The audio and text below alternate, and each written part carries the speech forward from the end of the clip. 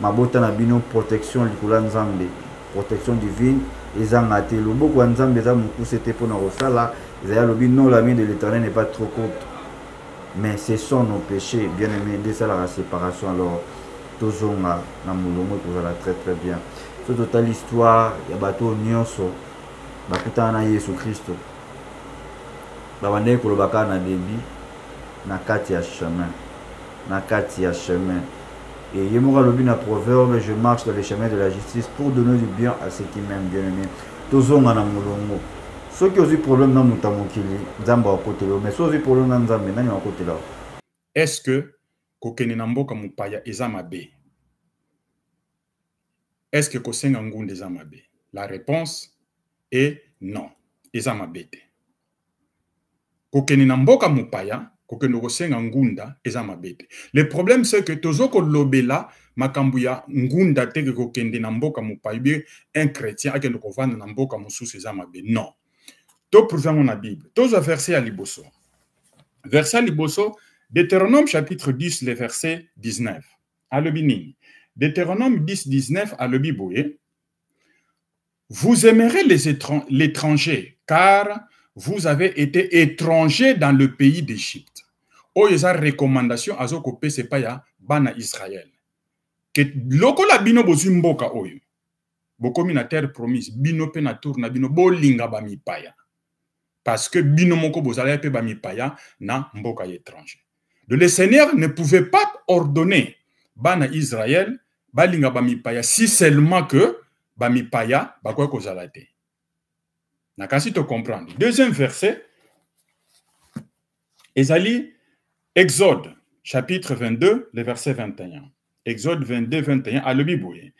Tu ne maltraiteras point l'étranger et tu ne l'opprimeras point, car vous avez été étrangers dans le pays d'Égypte. Donc, moupayatan, voyez, pas nabino. Beaucoup qu'on maltraité était. Beaucoup qu'on maltraité était. Et beaucoup ko opprimé yépété beaucoup comme c'est le rôle à mungamba moko boy. Non. Tu vois? Donc, à l'époque, immigration est là qui permis. Et s'il était, ton noté les sous compte tenu des temps, tu autant à verset nyon sauté. Jérémie chapitre 22, le verset 3. Kunape bazo lobela bami paya. Qui dit mupaya, ça veut dire o tiki mboka na yo. Oyo yo botamela, papa na mama, na bandekono otika ngo keko luka vina mboka mususu. Eza interdité.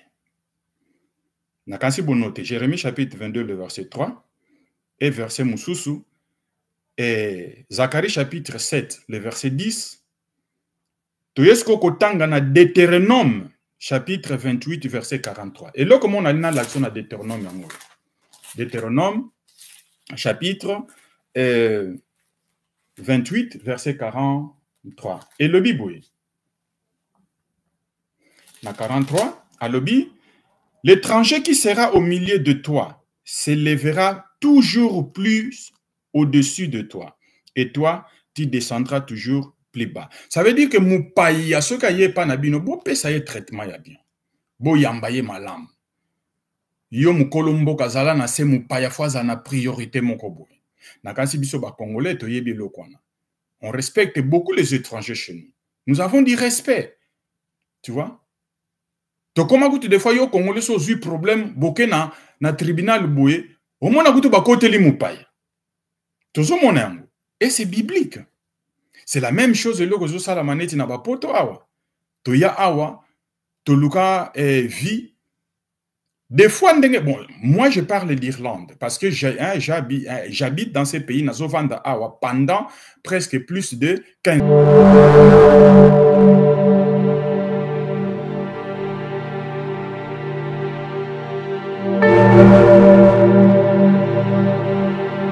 Shalom, shalom à vous les enfants de Dieu. C'est bien moi votre frère, le pasteur Israël Nash. Je vous salue au nom de Jésus. Je suis précisément à Kinshasa, naza responsable ya Ophelina Jésus est mon papa naye liboso na bino pour représenter bino bana o bozomona na bilili pe ba difficulté toza nango na bandaki musala o ça fait longtemps ya kobokola bana selon ainsi dit l'Éternel mais ba difficulté eza mingi difficulté ya loyer parce que tozo futela et puis difficulté au futela bana minerval pour to chute au bandaki to pesa qui avance mais tikali ndambo nazo banga ke bana oyo bakata classe bakoma nango na sukate c'est pour cela Dieu m'a mis au cœur na lancé message oyo na bato nyonso ya motema malamu basunga bana oyo bozomona na bilili bana oyo bozomona na bilili ndambo na juna rompengaba ndambo victoire ndambo limité et puis ndambo l'état pesingai pona bande kolanga nyonso ba congolais bobi ba réalité nini to passer nango na mboka soki nga simple individu na ndimi kozwa bana oyo na bokola na ainsi dit l'Éternel soki l'état s'est décidé to mona suba fazer na nzelate c'est difficile ya osala ngonga moko c'est pour ça nazo lancer appel na bana nyonso nzambe pona classe ya bana oyo pona loyer na bango kolata pe kolia na bango na osenga na bato nyonso baza cœur sensible pe baza na motema bosunga ba sunga biso pe ba salisa biso toza na commune ya Kalamu quartier Kauka référence ya monene tokangami na université Kimbangiste avenue comme on a Marin le numéro 16 numéro de téléphone à biso pour na bato balingi ba contacter biso pour na ba détail mosusu isa plus 243 89 72 32 229 nzamba pambola bato nyonso yo ba ko assister biso.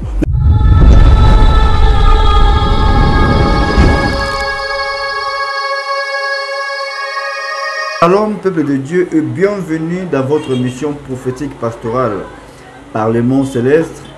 Émission Abananzambe, émission Tomesan que vous allez édifier, bénir, consoler. Émission Polo, Atali Sarabiso, ce qui est profond et caché. Et parce que dans le Baka, la seule moyen pour nous reconnaître les choses spirituelles, ils en ont quatre. Il y a Jérémie 33, 3, invoque-moi, je te répondrai. Peu importe problème aux anangos, il y a santé, problème financier, difficulté, on a besoin de paix du cœur, il suffit d'obéir la Yahweh et tu verras ce qui va arriver dans Katia Bomoinayo. Et merci également à Bananza Mignon. Merci pour votre fidélité sur cette chaîne EHP Media car c'est l'ensemble des saints ensemble avec chrétiens. Vraiment merci Mingi et EHP Media et Zali Lissanga à Bananzambe. Merci à notre papa Papa Osé Amani, en tout cas, nous papa ainsi que ma maman. Vraiment, merci beaucoup, maman. GH, maman Geneviève Amani, Ndjamba Pambolayo, Nakombo na Yesu. Un grand merci aussi pour votre soutien dans les commentaires, pour fortifier, pour encourager, c'est très important. Et comme coutume, nous avons toujours à Vato Banato remercier Yahweh Pambate. Il a renouvelé encore sa bonté dans Kataba Vinabiso. Seigneur, nous te disons merci pour ta bonté, ta fidélité, nous garderons toujours. Que ton nom soit sanctifié, soit glorifié parce que tu es Dieu. Papa, au petit moment où on a ma boko na yo, yonde zara bisoto moi.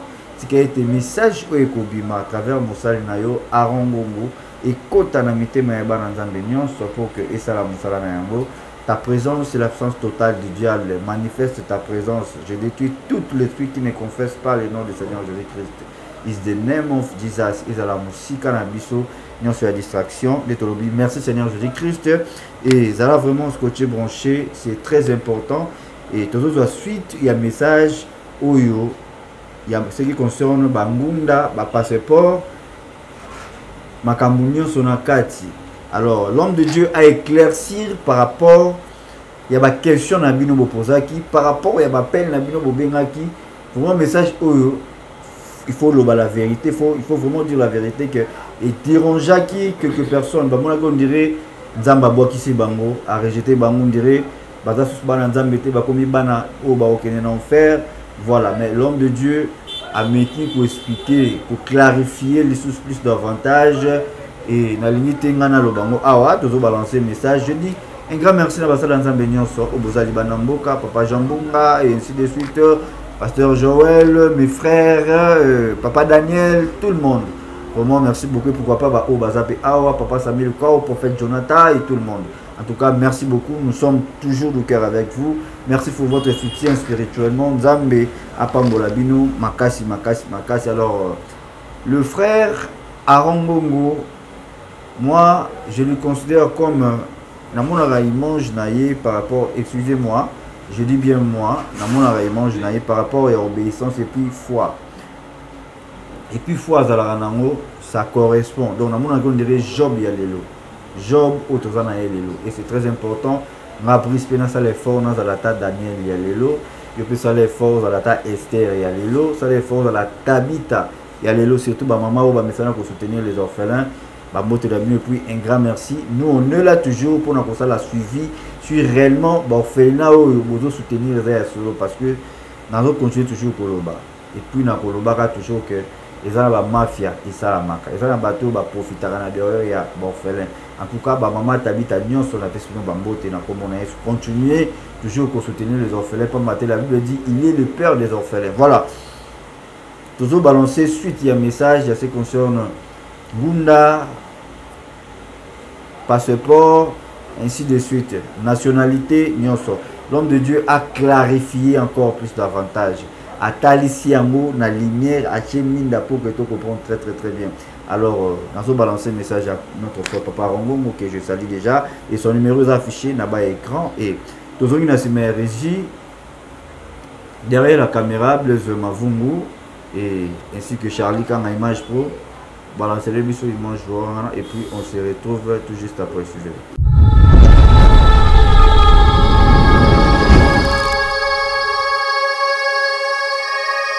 Shalom, peuple de Dieu, Hosanna. Béni c'est lui qui vient au nom de l'Éternel. Ngai frère Aaron, naye ko kutana na bino lisusu tikete nzambe ya lola a batela moko na biso. Na ye ko pesa mbote na ba oyo nyonso balandi témoignage na ngai. Première partie na deuxième partie na likambo ya passeport nationalité. Na yeko pesa merci lisusu na bandeko nyonso oyo ba participer pona ba commentaire pe o ba bengi pona kozwa ba précision mususu oyo ezalaki na kata ba vidéo te tika ete nzambe accompagner bino na ba démarche na bino pe le Seigneur ce qu'il a fait en moi il le fera aussi en vous. Amen.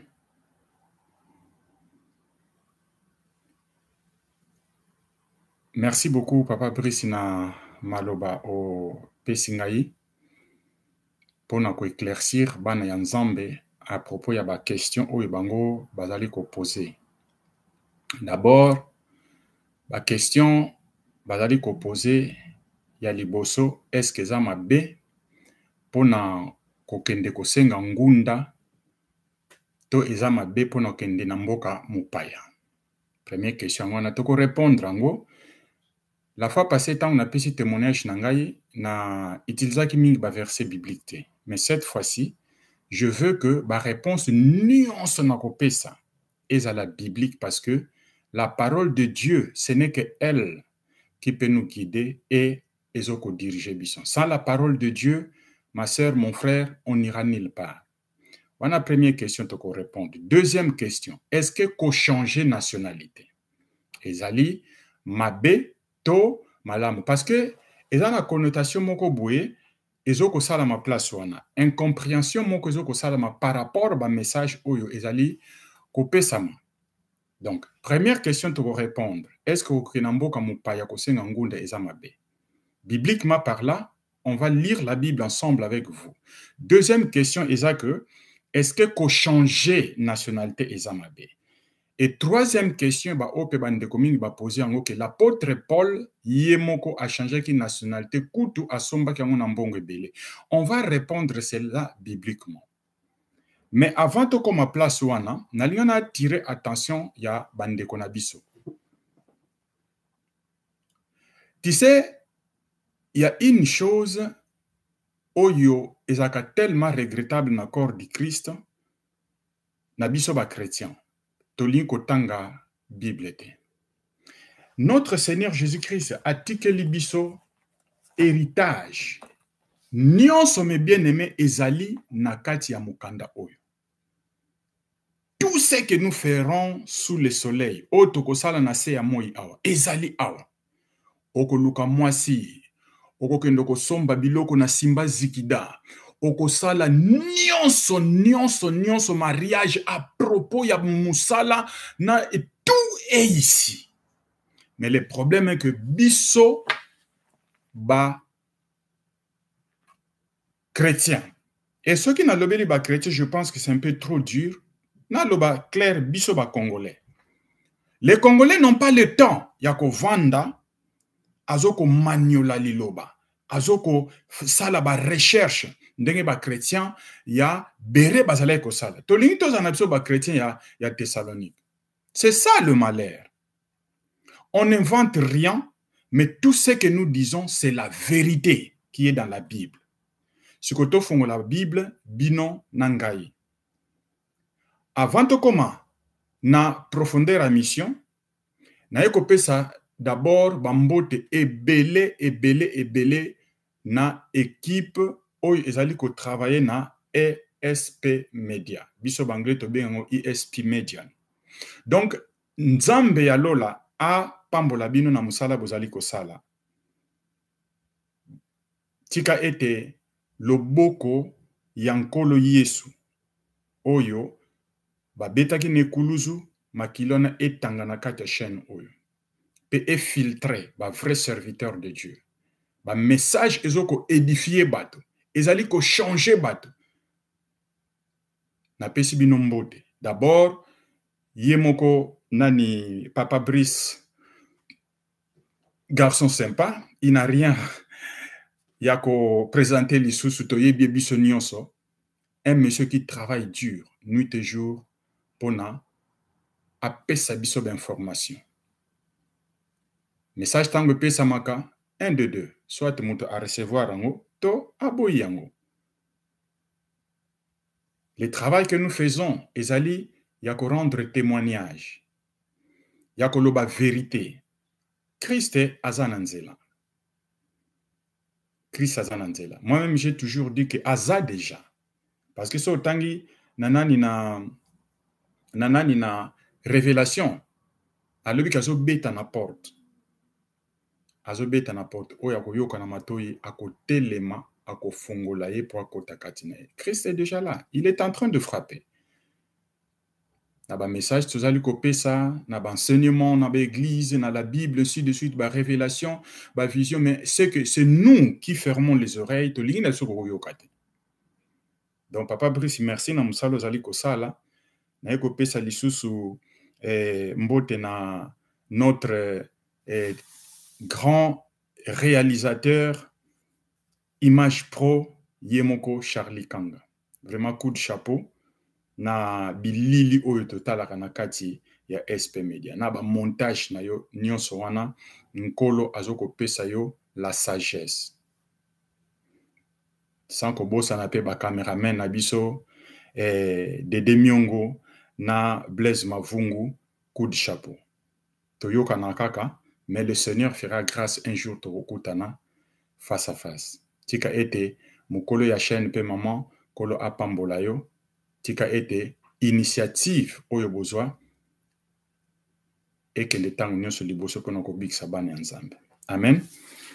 Première question. Nakende moi clair. Nakende gauche droite nakende clair. Est-ce que kokene na mboka mupaya eza mabe? Est-ce que kosenga ngunde eza mabe? La réponse est non. Eza mabe te. Kokene na mboka mupaya ngunda eza mabete. Le problème c'est que tozoko lobela makambuya ngunda teke kokende na mboka mupaibe un chrétien akende ko vanda na mboka mususu eza mabe. Non. To prouver na Bible. Tozo verset à liboso. Verset à liboso, Deutéronome chapitre 10 le verset 19. Alobini. Deutéronome 10 19 alobiboye. Vous aimerez l'étranger car vous avez été étranger dans le pays d'Égypte.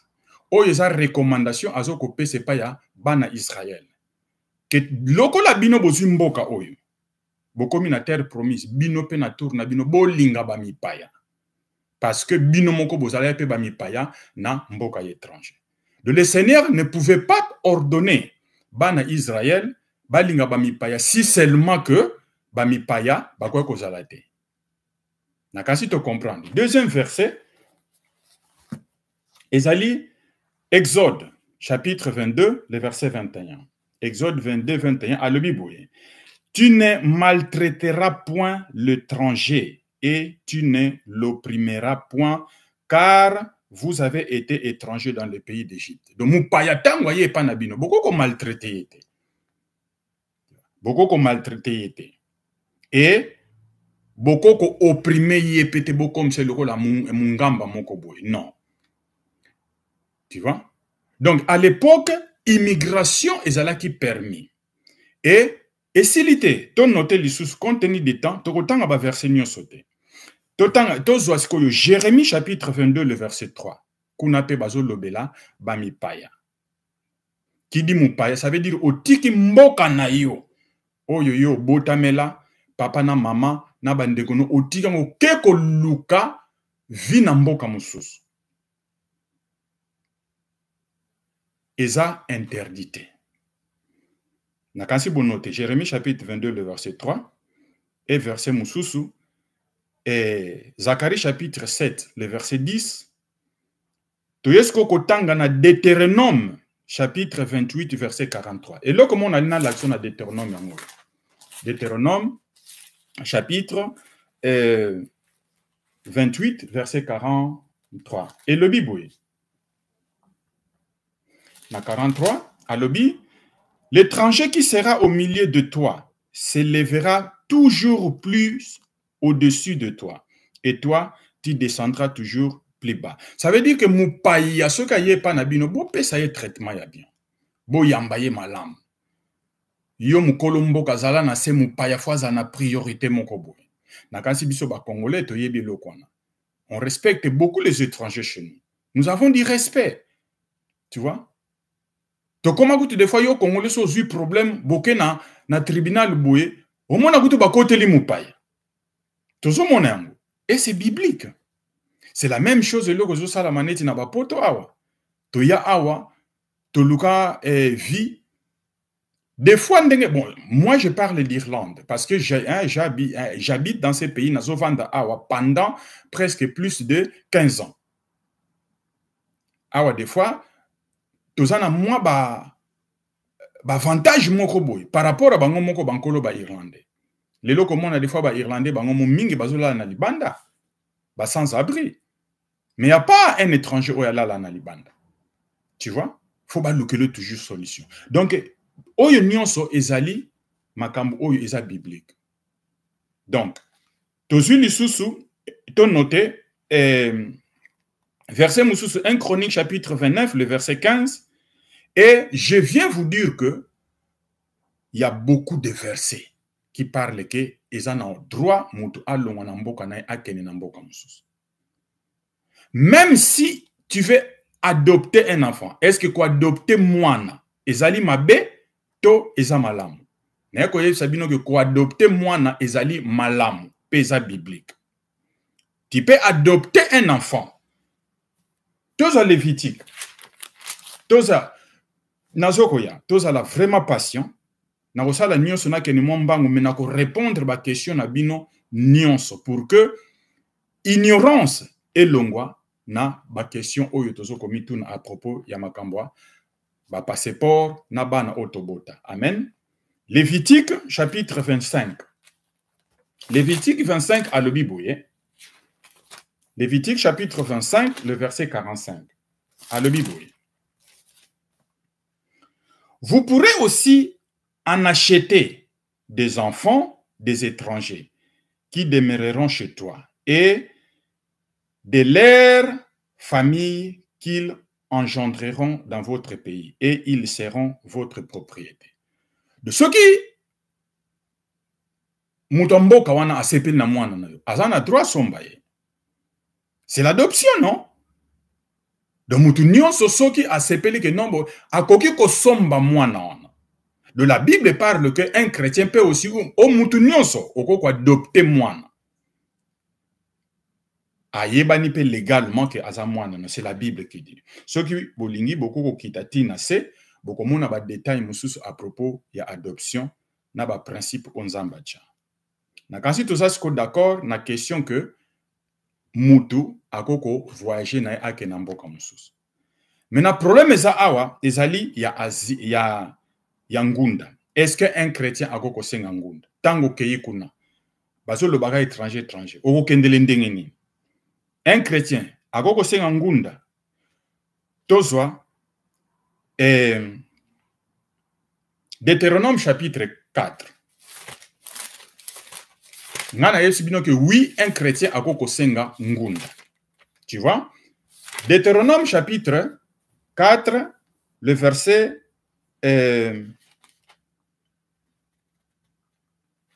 41. Deutéronome chapitre 4, le verset 41, tokotanga tina 43. Bibliquement parlant, to prouver yango pour que la conscience nabiso est à la tranquille, que on ne condamne pas le ngunda, mais il y a quelque chose tokoya komona oyo Seigneur nde azolingate. Deutéronome chapitre 4, le verset 41 et 42.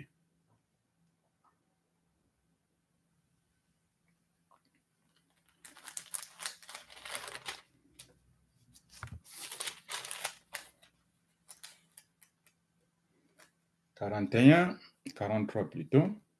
Alors Moïse choisit 3 villes de l'autre côté du Jourdain, à l'Orient, afin qu'elles servent de refuge au meurtrier qui aura involontairement tué son prochain, sans avoir été auparavant son ennemi, et afin qu'il fît sauver sa vie en s'enfuyant dans l'une de ces villes.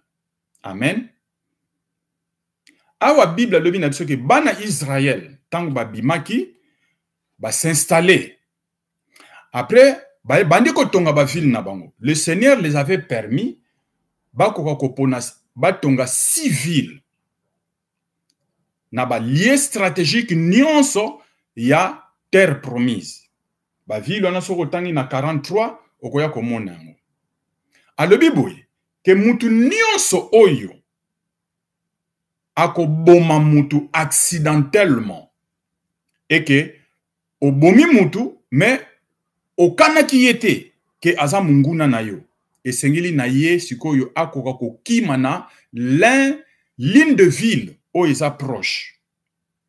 Tola na malamu yaya ezali loba nzambe l'une de ville oyo eza proche. Donc, le Seigneur a permis que mutu akende kosenga ngunda. Oyo ezalaki tangu Moïse azalaki. Esikoyo tangu Moïse aye kokufa, Josué azwi sikoyo relève ya bana Israël. La même loi, Josué aye ko zoyango lisusu. Le Seigneur lui a encore rappelé même loi wana. To balaka quelques pages.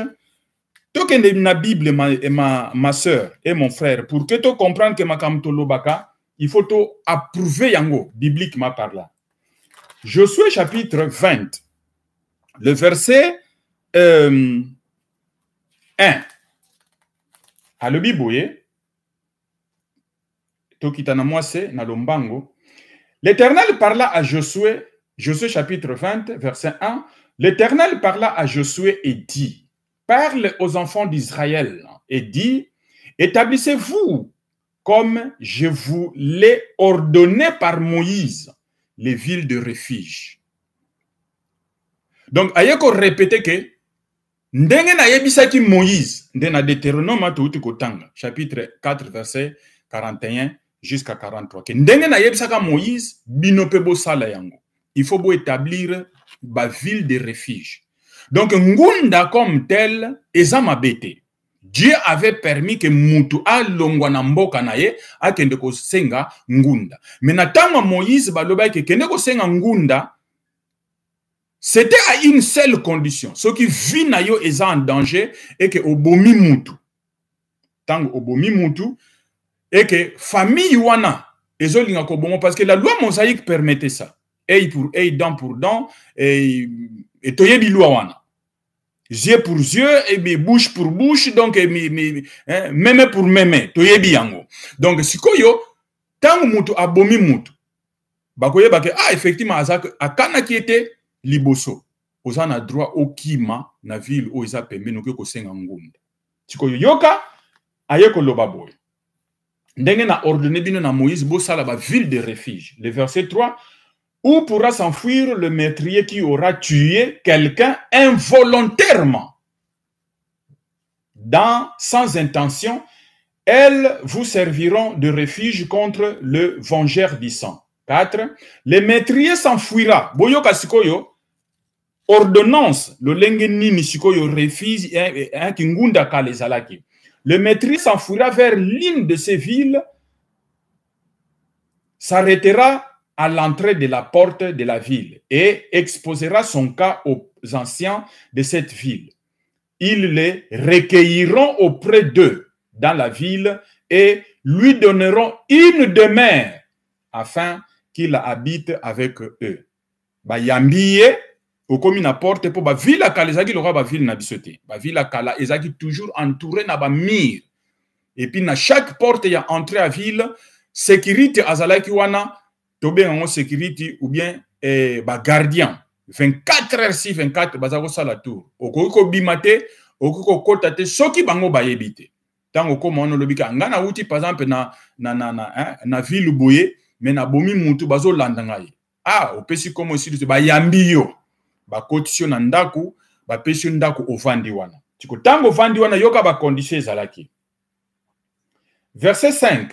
Si le vengeur du sang les poursuit, ils ne livreront point le meurtrier entre ses mains, car c'est sans le vouloir qu'il a tué son prochain et sans avoir été auparavant son ennemi.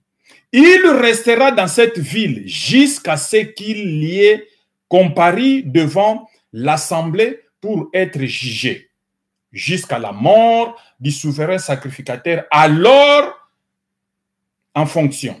À cette époque, le meurtrier s'en retournera et rentrera dans sa ville et dans sa maison, dans la ville où il était enfoui.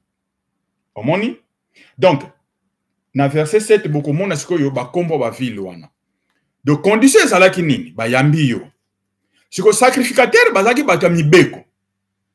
Déjà lokola na territoire wana okoko niatango suste.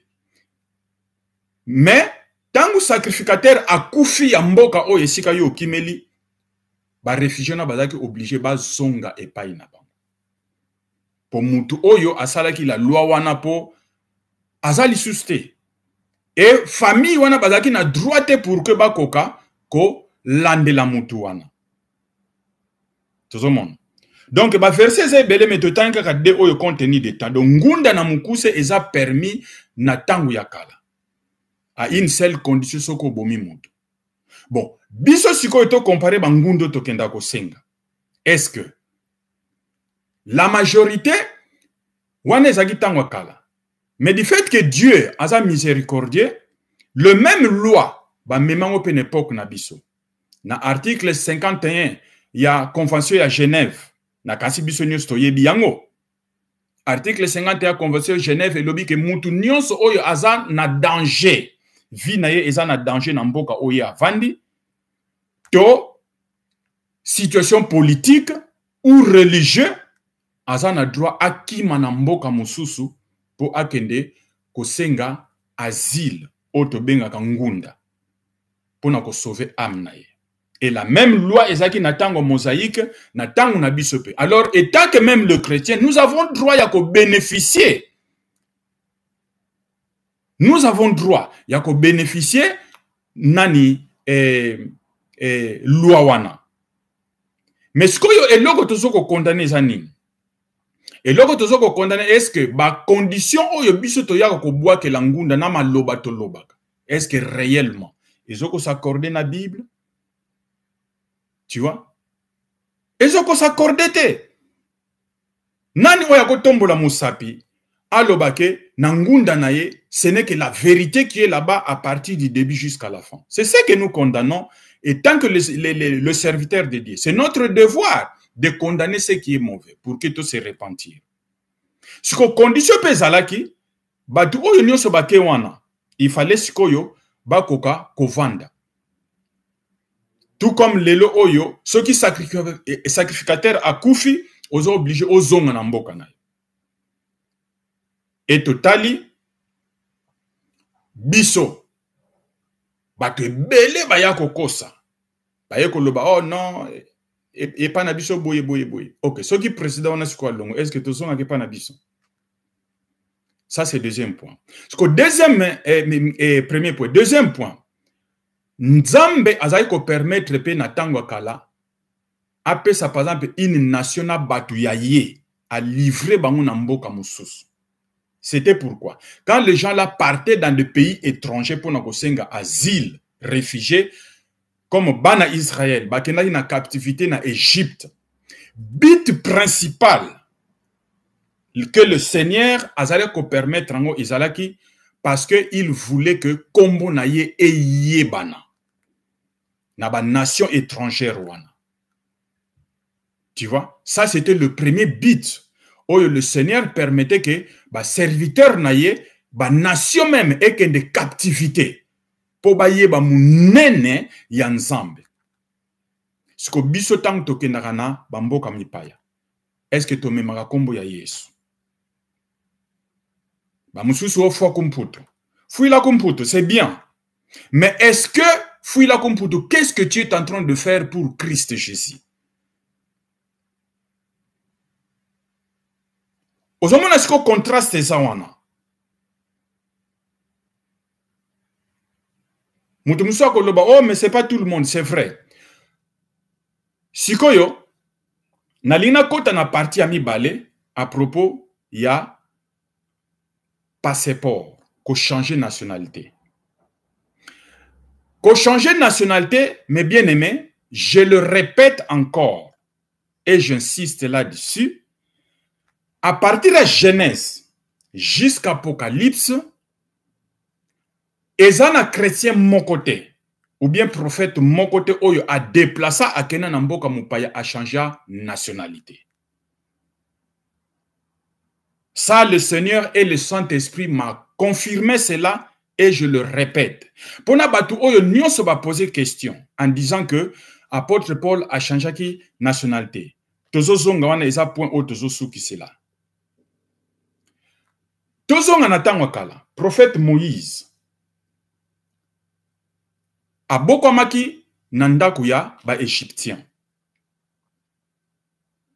Toyebi li solo na ndenge abomaki batu pa akimi abomaki muto kundie na zelo akimi compte tenu de temps nazo kene mwanani siko yo tangu siko akimi akoli kuna la Bible nous dit na livre ya Hébreu balobi que Moïse refusa qu'on lui appelle fils de fille de Pharaon aboyaki yango atako akolaki kuna aliaki kuna alobaki jamais nga bako benga un égyptien. Il a gardé toujours la nationalité hébreu. Patriarche Abraham, c'est la même chose. Raison pour laquelle même la nation où il y a passé na tant que la base ba pays te ba nation. Na nation où il y a kendaki même tangu akomaki pemeni ke bana na ye baling babala comme Isaac. Il a envoyé son travailleur à zonga na mboka na bango na Ur. Bakendo ko luka mwasi pona Isaac. Et loi Israël qu'il ne pouvait même pas se mélanger avec les nations bazawana. Mais respect étant qu'étranger Israël qui n'était tout autant on a ba verset mususwan. Shadrach, Meshach et Abednego. Bangoka kate bakendaki na Babylone. Dieu avait permis que la nation Israël ait qu'elle na captivité. Mais tant que tu as Abraham, tu as le prophète Moïse, suka nango bazonga ki na bamboka na bango oyo bango babotelaki après avoir kolakisa munene ya nzambe na mboka oyo bango bakendaki. C'est vrai, balobi que il faut ko zonga. Mais ce n'est pas tout le monde qui devrait rentrer. J'insiste là-dessus, ce n'est pas obligé que tant oye na mboka exil ozonga epai na bino. Si on a ko izongeli lisusu, pourquoi Seigneur permettait que ba mususu bazonga po ba continuer ko tato la munene na ye.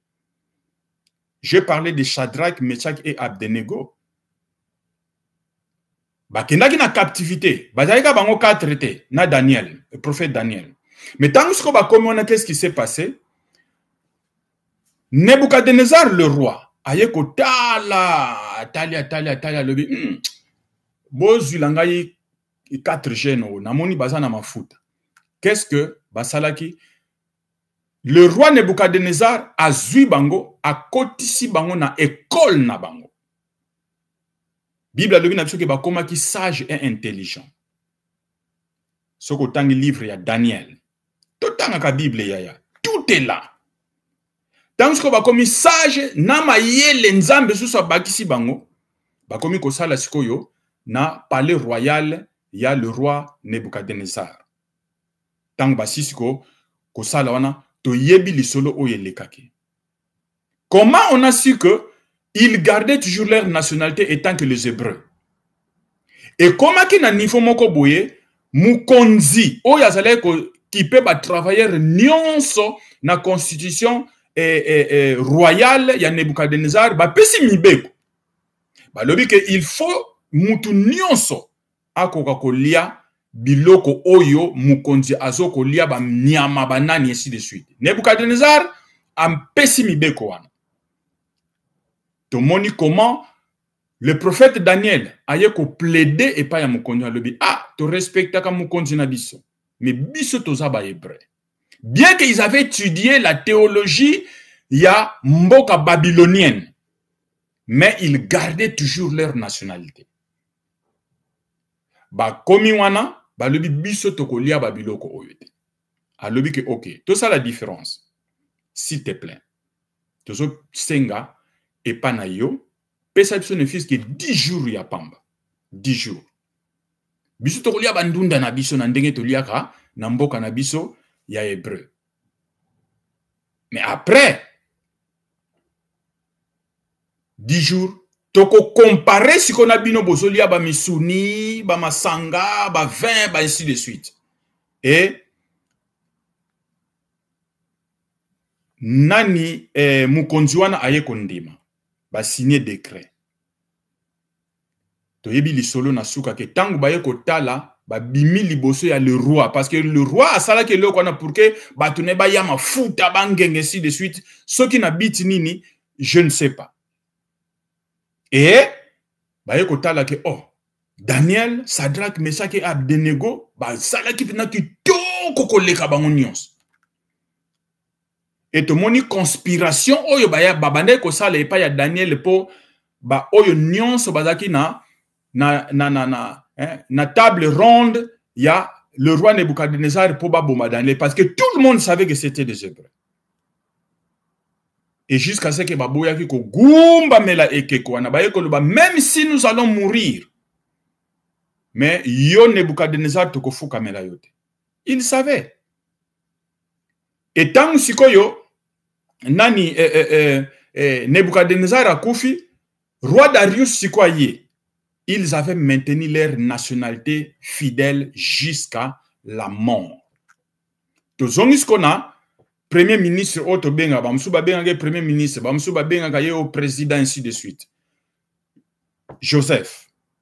Joseph a servir nandaku ya Pharaon na Égypte. Pharaon bato belé bakansake eza kombo ya mutu. Eza kombo ya mutu te. Pharaon ezaki titre o bazali ko pe c'est pas ya mutu azalaki président. Net biso lelo to lobaka président. Pharaon wana to yebi lisolo ndenge ni bana Israël bakendaki et puis Joseph to yebi lisolo to kozonga la tête contenir attend. Sikoyo tangu Pharaon et Joseph to yebi ndenge ni ka gardaki nationalité na ye etant qu'hébreu. Avant akufa aye ko sala testament. Aye ko lobake na testament nanga oyo soki na kufi. C'est vrai temporairement beaucoup ndanga ao. Mais na yebi que c'est un prophète aussi. Na yebi que mukolo zali koya. bino nyonso ata moko kotikala awa te. Boko zonga na terre promise oyo nzambe apesa elaka epai ya Abraham, Isaac et Jacob. Botika mikuwa nangate pardon. Est-ce que bondimi yango alobi wito ndimi basini? C'est comme ça que tango bakendaki ba memaki peko nani mikuwa na ye. Mais Pharaon était là. Et tango pe ayambaki bandeko na ye alobi ke abino lokola boko la kaba meme na banyama tokoko sangana na bino te. Apesi bango terrain ya Goshen. Nde esika bango bazalaki. Mais bien aimé, jusqu'à la mort de Joseph, il n'a jamais changé la nationalité à comme égyptien. Tolongwe wana. Donc, ce qui te tangi batu nyonso wana, na ba prophète, na ba immigré, bazako s'immigré. Mututu azako garder nationalité na ye. Sikoyo toya sikoyo na tangu na biso na Nouveau Testament. Oyo batu nyonso ba komi nani ba message que non à l'apôtre Paul azalaki na double nationalité. L'apôtre Paul batu mingi ba kansaka azaki juif. L'apôtre Paul nazongi lango l'apôtre Paul aza Turquie. L'apôtre Paul aza Turquie. Turquie kaka oya Turquie bino boyebi nde esika Paul abotamaki. Mutakoloba même comme nini susu oya zoloba ke l'apôtre Paul aza Turquie. Tozwa Bible na livre ya Actes des Apôtres. Actes des Apôtres chapitre 22.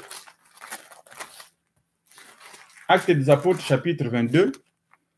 Donc moi lombango bolim sangai ba banani ba technicien bo baxelanga moi minute par rapport au bo pesingai.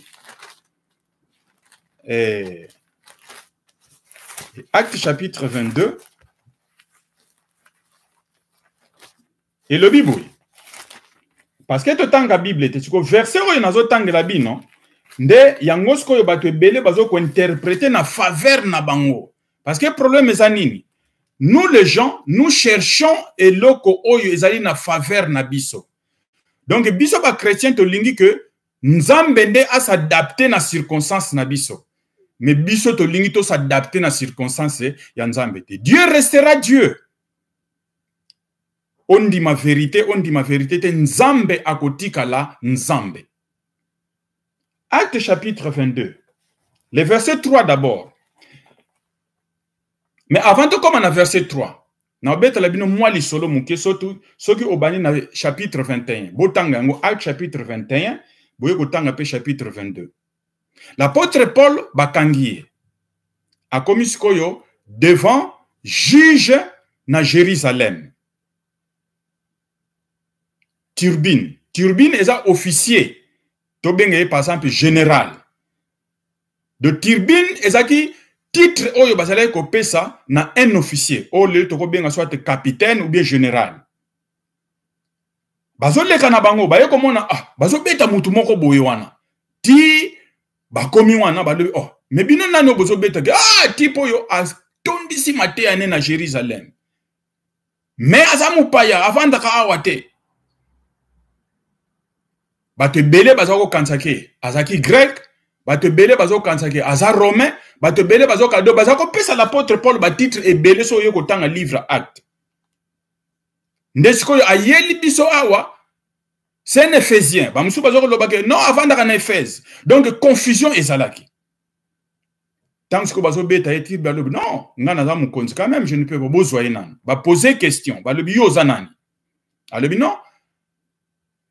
Lokola makele les alaki wana moyen sikoyo ayoka makamazolo bezate ti apesi sikoyo autorité et autorisation plutôt que non to memaye ba soda bazaki na ye wana apesi mibeko wana bakangi l'apôtre Paul ba memiye siko tango ba memiye ba komi sikoyo esika otolinto tanga officier wana Turbine abandi siko poser question abandi ko poser question liboso ya batu nyonso yoka siko alobi nini to banana na moi likolo chapitre 21 le verset 38 d'abord notos à 37 avant de temps, on a 3. Acte chapitre 21, le verset 37. Parce que si on a le que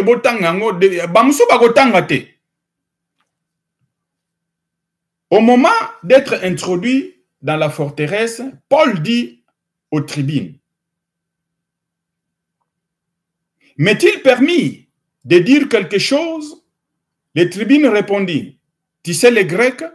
Oziok. Donc, officier Oyo, ye aye baga que Paul ndeng azaboué, aza muta awate. Ya lebi que yo lingo loba. Est-ce que yebi mounoko grec? Yo kasko surprise Paul a salié. Le verset 38, alobi, tu n'es donc pas cet Égyptien qui s'est révolté dernièrement et qui a mené dans le désert 4000 brigands. De selon billet, azao kansake, Paul aza un Égyptien. Yo za Égyptien, par hasard, oya se révolta ki awakimi. Yonde tozo luka. Ozomon. Paul a répondu à une question en athée. Yo kasikoyo, le verset 39. Alobi boy, je suis juif. Tolanda bien sikoyo, poto yeba, incompréhension oyo batubazo lo que Paul azalaki na double nationalité. C'est vrai. Azalaki na double nationalité. Mais comment il a eu ça? Tolanda malam. Alobi, je suis juif. Reprit Paul de Tarse, en Cilicie. Je suis juif, Paul de Tarse, en Cilicie. Citoyen d'une ville qui n'est pas sans importance. Bon, tolongo na biso wana. Tokita sikoyo, le verset Acte chapitre 22, le verset 3. Alobi boy.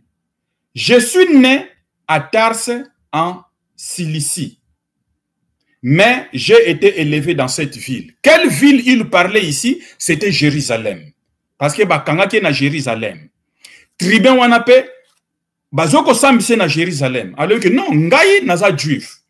Mais na botama na Tarse en Cilicie. Siko Tarse na Cilicie ezawapi. Tarse ezali l'une de villes oyo ezali na Turquie. Alors que na botama kuna. Osomon. Na botama kuna. Na Tarse. Raison pour laquelle bazako benge toujours Paul de Tarse. Saul de Tarse. Parce que Saul bazala ki belé. Paul na Saul les a lokola André ou bien Pierre ou bien nanezaki surnom, hein, prénom. Mais yes ko yo po ba différencier na ba Paul mususu bazala ki nakati ya Israël wana bazako benge siko Paul de Tarse. Tolanda malamu, parce que tu lis la Bible. Tu vois? Paul de Tarse. C'est que Paul de Tarse, Cilicie, ezaki Kombo, ezaki ancienne ville, ezalaki nakati ya Turquie. Bah le Biboy. Où se trouve Tarse aujourd'hui? Bah le Biboy, de même, on peut se demander où est la Cilicie. Cilicie aujourd'hui. Cilicie ezawa pesika awa alobaike. Je suis juif né à Tarse en Cilicie. Où est Cilicie? Balobiboui. Cilicie était une ancienne province romaine située sur ce qui est aujourd'hui la côte sud méditerranéenne de la Turquie. Yangwana esibino que Paul aza Turquie. Donc Cilicie nde yangwana. Sachez également où est Tarse, où Paul est né. À ces propos, où est Tarse dans la Bible? Bah, le Tarse, ville centre. Tarse, c'est une ville au centre du sud de la Turquie. Il est situé sur la Tarse rivière, à environ 20 km de la côte méditerranéenne. Tarse est une ville ancienne sur la plaine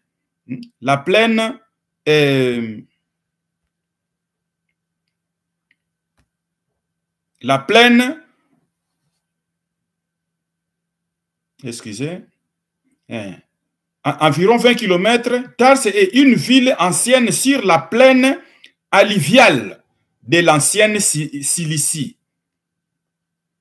Donc, lelo oyo, soki otali na carte géographique. Okoya komona ke ville wana ti lelo e garda komonango. Siko poya ni balobi ke ezali ville romaine. Parce que ba pays nyonso oyo ezalaki ezali na basse Méditerranée ya sud. Ezalaki conquéri par l'armée romaine à l'époque. L'empire romain avait conquéri cette partie-là. Et tu as par exemple Chypre, Cilicie, une partie de la Grèce. Moi, je suis un mingi zawana. Yango na bazo bengango ezaki conquéri na l'empire romain. Yango balobi ezalaki azaki romain. Pourquoi ba bengi romain? Parce que à Botamikuna. Qu'est-ce qui s'était passé? Tango ba paranaye ndenga to koloba ba juif ebele ezala lelo bazana ba exil. Na ba trouble wana ezalaki ainsi de suite. Baza ebele ezala awa na ba allemand tozomona ba ona ba France omona ah je suis juif. Bazali. De immigration bandi lelote. Siko ba para ya apôtre Paul bango bakena ko s'immigrer na bango na Rome. Précisément na Rome oya lelote tozoloba oya pape te.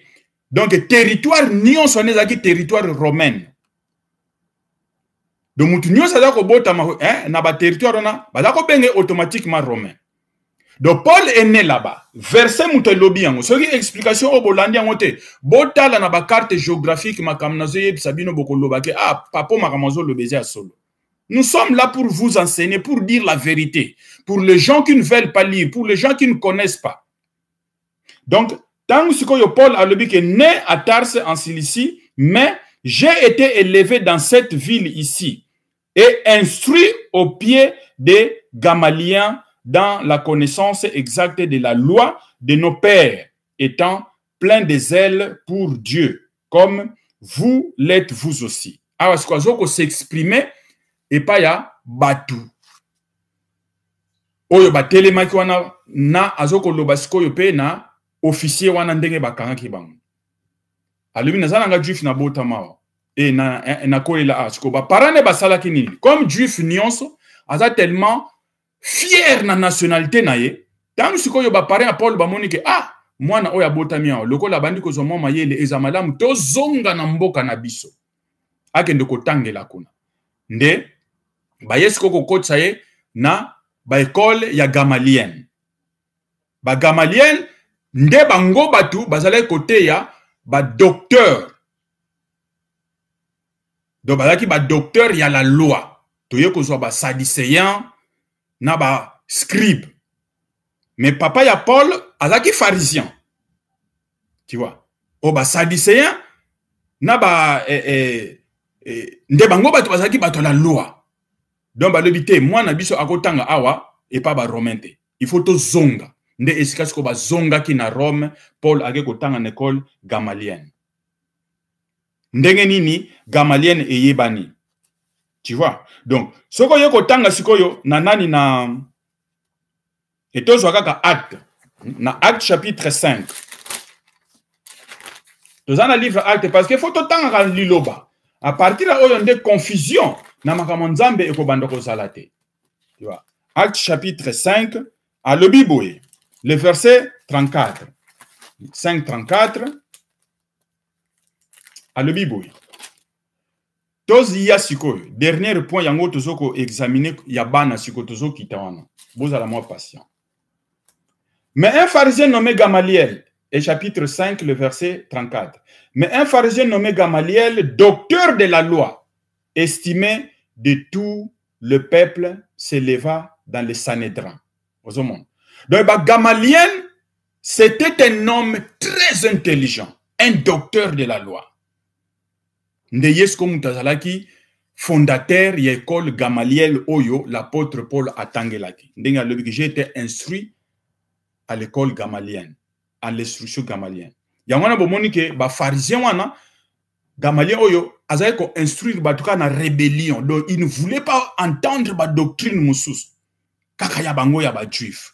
Donc mutu nyonso oyo akoya na doctrine mususu ah et pas na bongo azaki condamné ya koboma. Toyebi ke Paul esika sikoyo azalaki ko sala nde yangwana.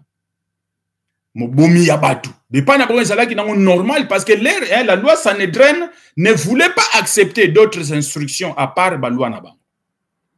Tu vois. Donc c'est là. Maintenant, tant ayeko yamba Yesu, na Jérusalem place on a ayeko senga siko ordonnance. Donc permission, yaba docteur, ba Sanhédrin, na ba Sadducéen, na ba Pharisien pour landa aboma ba chrétien de sika siko kendo kokutana a landa ba chrétien bazao kima na bamboka mosusu. Ayeko kokutana sikoyo na Yesu na nzela ya Damas. De Jérusalem na Damas tokomona.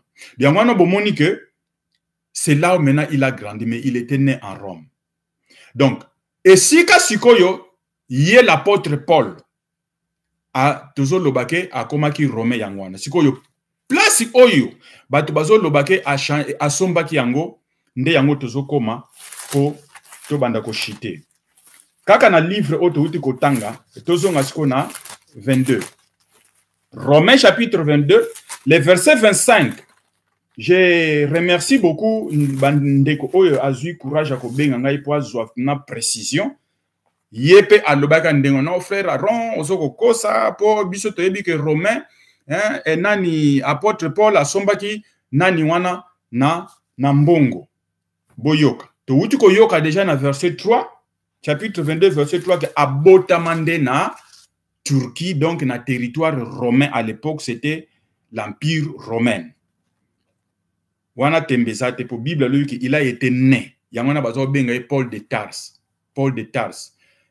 Nakoyebisa ya Charlie Kanga a lancé image wana ya ville de Tarse. Til lelo ezali na Turquie et comment ville moko touristique, les gens vont là-bas y visiter.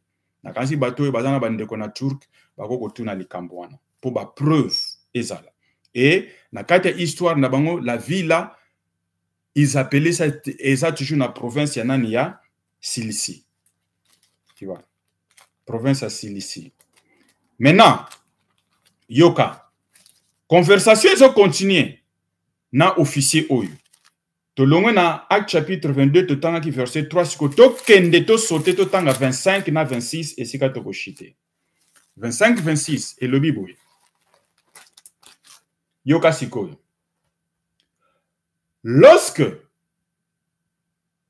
Lorsqu'on lit exposé au fouet, Paul dit au centenier qui était présent.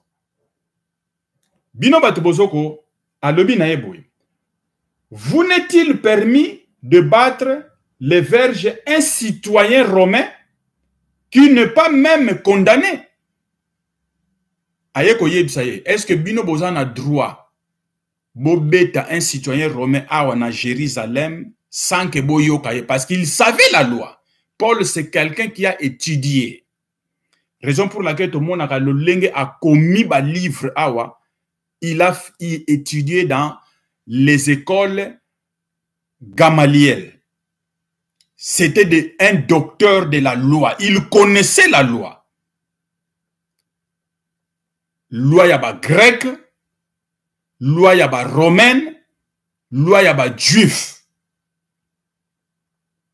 Et même Bamboka Mosusu, Paul parlait beaucoup de langues. Si vous avez amoni que bazo beta d'une manière illégale, ayebisi mutu azo beta, est-ce que vous avez permis binobo beta un romain oyo nanu kutu bo sambicité? Yoka siko yo conversation. À l'obiboy. À ces mots, le verset 26, à ces mots, les centeniers alla vers le tribun pour l'avertir. À qu'est-ce que yebisa mo konjina bango? À l'obiboy, disant, que vas-tu faire? Cet homme est romain. Ah, cet homme est romain. Les tribuns étant venus, dit à Paul, tant officier on a eu que, oh, njokane muntu tuzo betaza romain. Mbalamoko mbangu ye aye sikoyo officier wana. Le verset 27. Dis-moi, es-tu romain? Oui, répondit Paul. Aussi que conversation entre officier wana na Paul. Et si kasko batubazo ko sala l'incompréhension de la parole. À le Bible, est-ce que ça romain? Il y a le Bible, oui. Yoka siko le verset oyo batubazo comprendre te, c'est le verset 28.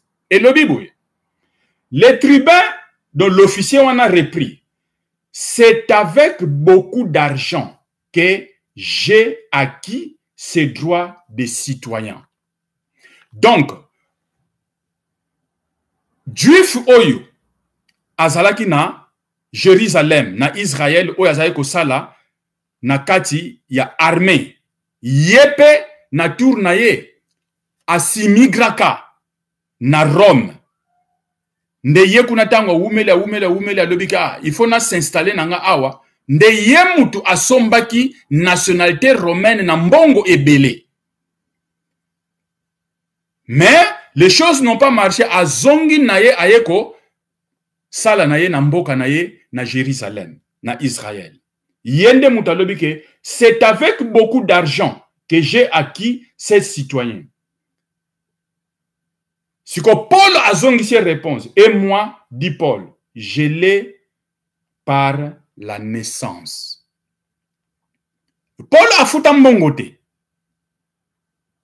Ye abota makuna azongisi siko mukonjona ke yo sombango na mbongo mengande naza Rome ya makila. Pourquoi? Parce que ba parents na ye bakenda ko s'immigré kuna. Siko to répondre na question oyo batunyo so bazoloba e bongo bana na biso. Je vais vous dire, mon frère, ma sœur, avec une conviction de Saint-Esprit, les enfants qui sont nés à l'étranger, ils n'ont pas un problème. Avec fier, ils ont droit à porter la nationalité ya mboka oyo baza na yango. Baza pe na droit ya kozwa nationalité congolaise soki balingi. Il y a toujours des règles avec l'exception. Pourquoi? On a vu ici Paul. L'apôtre Paul, au même moment, à Botamana, Rome, mais quand il est rentré, azwa ki nationalité juif yaba paranaye. Preuve en est que bisika nyon soko tangi ba livre ya Paul azako loba toujours que je suis juif. À aucune fois azako bete la petolo nationalité romaine wana. À part ici, au comment la place mon côté Paul azako loba que je suis romain. Je suis romain. Ce que biso nationalité to koma kozwa, to koma ko bete lango tellement lufundu. Bisika nyon sozo kende na posezo mona nanango, oh, je suis français, hein. Ce que français ngo poso mona, je suis belge, hein. Je suis allemand, hein. On appelle accent. Et ça non ya allematé. Il faut tout ça là attention. La vérité doit être dite. La vérité ça la capacité. Je le répète, que Paul, et si comme mon côté, azako beta tolo, bisika ne se barotou naye, azao le baga, je suis juif, parce qu'il y a que origine naye yamakila. Et ça là qui est juif. Parce que ses parents étaient juifs. Il a acquis la nationalité romaine, je le répète, parce qu'il était né là-bas. Mais tant que zonga na bango, nanani, et si comme mon côté, azao le basus, que azali romain. Alobi ke na bota makuna. Alobaki jamais que moi je suis romain, mais alobaki na bota mikuna. Bien que azaki peut citoyen romain bien sûr. C'est là où on dit que Paul avait deux nationalités. Je pense que place on a toyokani.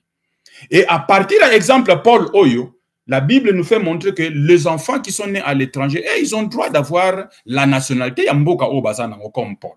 Mais il n'a pas acheté ça. Amen. Ce problème est une solution est une pour na batu oyo bazana ba passeport ba changer nationalité. Toujours chité. Na yako yeb sabino lokomoko. Selon témoignage et lobi que mutu nyonso oyo a changé nationalité oyo frère wana a monaki Aston a lobi que il était canadien mais moi le Seigneur je lui ai fait azalana mboka Moussous. Tu sais qu'il y a un verset, il y a un nombre, la restitution. Il faut te restituer. Qu'on restitue comment? On ne dit pas que, bon, il y a une décision, il y a moutou na moutou. Mais le Seigneur a besoin quand même, à mon avis, que sali est fort mon koboye quelque part pour que possibilité moussou se zala quitter. Tout ça est toujours obligé. Je vais vous dire quelque chose. Na batu oyo nyonso bazana bana déjà babotama na bamboka ya bamipaya et que bazana ba nationalité. Selon la loi, vous n'êtes pas permis ba bengana bino. Parce que aux anabana baza par exemple allemand. Yo maman va ko bengana so lobi ke non akosaka na ngai hein. Ba ko bengana yo te parce que tes enfants sont là. Ba ko pesa yo immigration.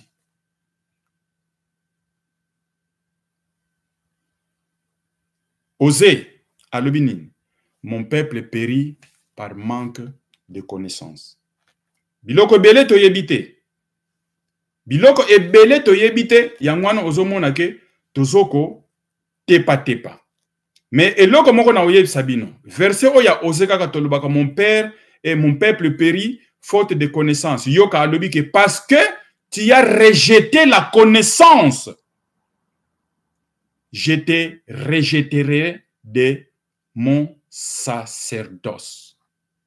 Tu as oublié la loi de mon Dieu. Moi aussi, je t'oublierai, j'oublierai tes enfants. Yaya, kosa la semblante. Kosa la semblante. Oh mon père, mon peuple périt par ma, oh na yeba ki nangate. Devant le Seigneur, ko yeba eli ko lobate ke excuse que vous allez épargner. Vous allez épargner te. Bible a dit que loko lo sala ki semblant, tu as rejeté ma connaissance. Ngape nako wanga na yo d'abord na sacerdoce, ça veut dire que au bon de la kosala kanyo ceci de suite. Mbala mususu na mukola suke kozanango en vain ozo sala yango. Et a dit que ngape nako bosa na yo. Tosuka kaka mon père, hein, mon peuple périt par faute de connaissance. Mon peuple périt par faute de connaissance. Tosuka on a quitté na sete. Yo kansi nzambe akopeso excuse parce que yeba kite. Quand tu regardes ce message ou bien ba témoignage mususu zoko yoka à propos de makambo yo ozoko tia sourde d'oreille, le Seigneur te rejettera. Vérité est la vérité. Bozwanga mabete, c'est une manière, tant que nous sommes encore ici sur la terre, nous avons encore l'espoir. Je n'ai pas dit que Moutou Oyo Nyons a une nationalité à aucun enfer. Je n'ai pas dit ça. Tu as changé langage. Tout le monde qui a la possibilité, il y a que zongi sa nationalité. Mais ça, là, moi, effort, moko boye quelque part. Au Bota, par exemple, ban. Bon, ils ont comme Nyons te ko lobana TVA wa. Sinon, bata poto ba yinanga penza. Déjà, c'est bayini. Bolim sangai. Seigneur alingi bino. Le Seigneur vous aime, raison pour laquelle Azope Sabama bombami. Oyo et bombama abandi ko révéler yango pour que son peuple, église, est à la prête. Tamakoya. Imaginez ça les forts moko boy. On lobby que non. Ok, ma camion c'est na kosa qui nana ainsi de suite. Batali ok bon. O umel quand même namboka o. C'est que le titre ni to repé ça. Na boye sabino lokomo. Est-ce que boye que mundela lingi mutu? Mundela lingi mutu. Kokasaka teke so le bon amba moko ba jeu na avion ba refoulé te. Ba ko luka moyen moko boye, possibilité moko boye justement politique na mboka. On ne va pas te refouler parce que ba yebi que ceux qui ba refouler un étranger, c'est la convention à Genève, ils en ont pas droit et belé ba ko futa. Ils chercheront mon peuple périt par manque de connaissances. Ba loin de to linko yeba ba loi te. Lo to linko tangate. Banda to koma na mboka mupaya to kangamaka na communauté na biso kaka ba congolaise. Okoyeba makamuzo le kana mboka ndenge ni. Ya. Okoyeba ndenge ni. Okoyeba ndenge ni. Faut se renseigner. Toyeba ka ba loi ya mboka, ba droit na biso. Et loko na sengeli ko senga na mutu oyo a touché par exemple Atali, alors que, au fait, na bota pe ban na bazali jeune nationalité. Non, na diembela na sima ban. Tu vois? Et ça droit na bango. Bango, ba bota mawana. Ba be yango droit de sol. Droit de sol et bandaka na tango l'apôtre Paul. To uti komo nango awa. Tu vois? Et ça droit de sol. Pona nezo garder le kuta wana ozalaki nango wana titi onu na nango kufa nango yaya. Na mukula suko kuta na Yesu. Et bele bazo le bo menga na senga nanga pardon na se repentir ainsi de suite. OK. Effort nini d'abord yo sala. Ce que sali par exemple moins effort OK ça na batu mususu azape na mwana te abuka lokuta azaka yemoko ça là quand même moins effort so moni que comme ma danger makasi pour que ça la refouler bon conscience non muteko sala so ko sala marche en arrière na tango kala bazale ko pasola bilamba yesko pasola mutema na yo ya na mabolongo ya Yesu fukama prier le Seigneur akoyoke lo mawa. Tant que nous sommes encore sur cette terre, il y a toujours l'espoir. Ce qui te koufinde, et si kane makamnyo c'est souki. Mais il y a encore l'espoir. Mais ça la moi effort moko boye. Oyo nzambe pena moni Seigneur amoni que oui effectivement moi nango ya sali effort moko boye. Ngata una bandaki ba démarche ona. Na yepso na koma ki boya ya bokonda. Mais je voulais obéir à la loi de Dieu. Boyo kabato bazolo banaminote. Et ça nango lokote, ça nango lokote. Bibliquement par là, je vous ai prouvé ça. Banda ko tanga yaya, soki ngana tanga ka Bible bien te. Banda na Genèse ti révélation. Yelanga muto a changé nationalité. Je peux vous compter nako ko tanga la bino ba serviteur nyonso bakenda na bamboka mipaya. Na ba exemple na uti ko pesa bino. Faute de temps nako kende de hein na ba Gédéon te même nani Gédéon pa kima ki akenda ki na nani mesuka suka na ngwazonga ki. Tu vois, azongaki. Et bah oba tikala kineti Shadrach, Meshach, Abednego na Daniel. To monaki tango bazwaki sikoyo décret Artaxerxès azui décret assigné ngo po bazonga ko kenoko reconstruire Jérusalem. Bango ba tikala kina bango. Mais qu'est-ce qu'ils ont fait? Et preuve zalé ko zela bango. Tango roi Darius aye po abatato la mokili mobimba que effectivement nzamba ba hébreu azanzambe. C'est là où même yemoko akomai que tout le monde désormais il faut tous ensemble ya ba hébreu. Bit ndesiko article ki Daniel, Shadrach, Meshach po ba koka sikoyo ko kota vraiment na gouvernement ya Nebuchadnezzar jusqu'à ce que ya akufi mais oyo roi mususa yaki Darius ba continuer nango pour que ba tato la munene ensemble. Yo ya bando tikala na poto. Et loko nino sala rapona ensemble. Église kuto kendara souste. Évangélisation kuto n'en parle pas. Naba o bazwa nationalité ami kotisi na ye penza naba nkolo nationalité kuto batika la sima. Ebele tozomo na bango awa. Moi je suis irlandais hein. Irlandais. Ali kuto ko pesa noir sous mbotete. Je suis français hein. Je suis français hein. Hein? Alingi ko pesa sous bandekone noir mbotete. Nako lia, alinko lia su makaya bute, alinko lia su dongo dongote, alinko lia su pondute. C'est vous. Oyo bazo zela na dernier jour. On ne sait jamais, peut-être oyo balongola ki nanzela canadiana. Peut-être attitude zala ki nango wana. Ezape na mutu mususa azwa nationalité azwa yango, tika kaka azwa, eza lokola formalité moko boye. Mais mutema na yeza na okunate. Nkola ko sala bino grâce, on ne sait jamais. Pas cela mutema yaya. Le Seigneur est fidèle. Amen. Je pense que tu as eu la réponse na biso nyonso na ba question na biso. Vraiment Régie, bo permettre ngai na ndenge na bo limsanga na ndenge na lexitan 1 heure presque quelques mais ça vaut la peine, tu vois. O eza problème ya ba vie ya bato. Ngana zo loba awa, je suis envoyé. Batindi ngai. Batindi ngai. Je fais mon travail. Sala moi effort moko boye nzambe pe amoni so moni ke lingi sala neti kaka ah bon molimo koloba non qu'est-ce que tu vas faire oyo ako finga afingi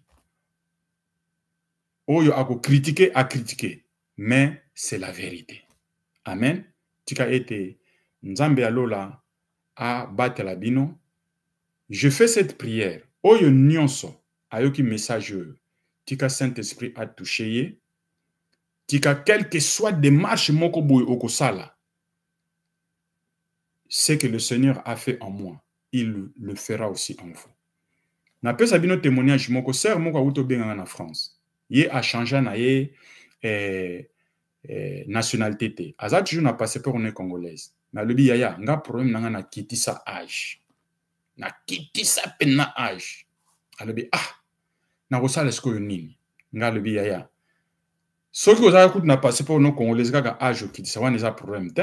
Je lui ai donné les directives oyo akoki kosala lobi frère vraiment nzambe apambola yo alobi conscience nange salaka toujours pona likambo age na kitisa et puis na kata pena age na 12 ou 10 ans comme ça nga lobi yaya to seki na non lobi bon yaya yo sikoyo a pension to zo na 60 ans imaginez yo kata age sikoyo 12 ans mobile de temps mundela zo monela yo na 50 ans yo kati na déjà force na nzoto na yo za déjà na 60 ans tangu yo zolo ba 60 ans nzoto lembi déjà ifando kene na nani na pension moyo kene na pension ezate parce que au kitisa âge de yo siko ko zo pension siko na 70 ans na 70 ans siko ba mona mutu si a lembi déjà tito seki na biso.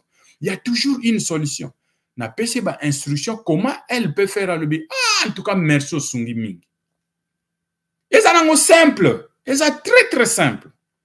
Et là, quand on a des angomba liboso na biso, Bible le dit que toute la montagne, quand il y a la foi, tu dis que la montagne déplace-toi, va de ses côtés. Montagne wana eko obéir parce que c'est lui qui nous dirige, c'est le Seigneur Jésus.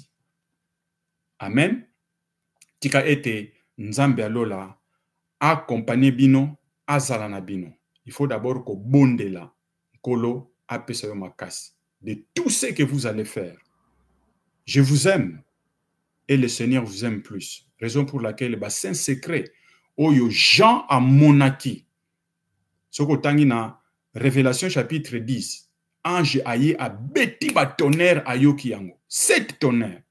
Alinga koma boye parce que ba tonnerre na zaki ba message. Tango alinga komango, ange alobi na ye kokomate. Sele yango. Eza bassin secret na temps de la fin. Aujourd'hui, Yango Seigneur a révélé na ba différentes personnes selon ce qu'il veut. Kopona. Si c'est à toi. Na verset oyo. Si tu endurcis ta conscience, na osé oyo verset mingi tolingaka. Verset mingi tolingaka. Oh mon peuple périt. Tu vois, bah le bien que parce que tu as rejeté la connaissance. Yo rejeté na yo. Et le Seigneur aussi te rejettera. Na sacerdoce. Ça veut dire que au mimonaka chrétien, mais nzambe da aboa ki sayo. Aux aranosu chrétienté. Et je souligne que ce n'est pas le fait aussi à remettre passeport ou nationalité que au kotina lola. Non. Là, je le souligne vraiment très bien en rouge. Parce que te belé, quand ça peut être lokola ye azong si passeport, ou ainsi de suite, ka koti lola. Yazo kansanini. Na koti lola te yaya.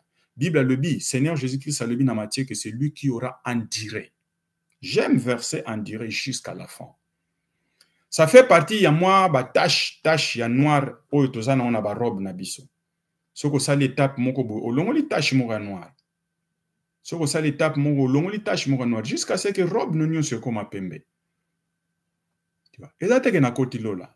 Te biso nyonso tozoko bunda nano jusqu'à ce que Seigneur a sala biso grâce. Quels que soient les efforts toko sala, ezana mutu mon côté ou ya ko beta tolo que c'était par ma force et ma non. C'est toujours la grâce. C'est la grâce. Amen. Tika etenkolo apambola bino. Maranatha. Viens Seigneur.